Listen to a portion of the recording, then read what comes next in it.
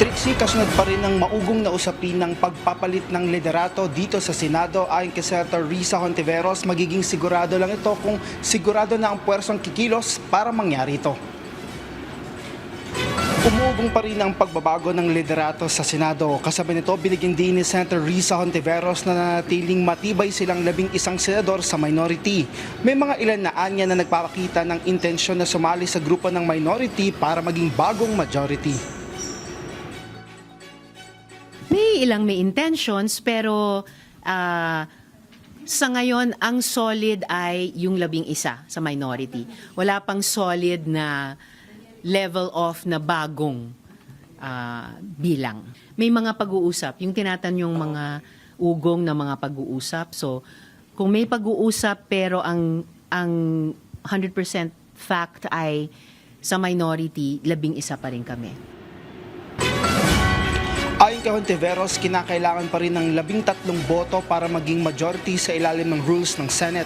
Ito'y kahit wala na o hindi dumalo si Senator Bato de la Rosa na kasalukuyang may warrant of arrest mula sa International Criminal Court.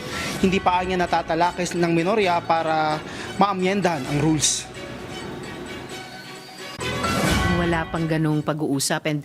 But speaking of pag-amyenda sa rules, kapag biniring up sa floor yung pag-amyenda sa rules para payagan na bumoto online, tututulan ko ng...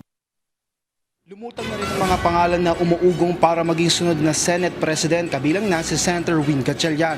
Kung tatanungin si Hontiveros, magiging mabuti para sa Senado kung sakaling si Gatchalian man ang maging bagong Senate President. Mahalagaan niya na pareho ang values at interes pagdating sa pagbuo ng bagong mayorya. Kasama din sa hamon na kinakarap ng Senado ay ang muling maayos ang imahe ng Senado kasunod na rin ng barila na nangyari rito. Kaya importante niya ang investigasyon sa nangyaring insidente sa Senado para maibalik ang tiwala ng publiko sa Senado. Trixie, sa kasalukuyan ayon kay Hontiveros ay status quo at patuloy lang sila sa pagtupad ng kanilang tungkulin bilang mga senador. Trixie? Okay, maraming salamat, Rod Lagusan.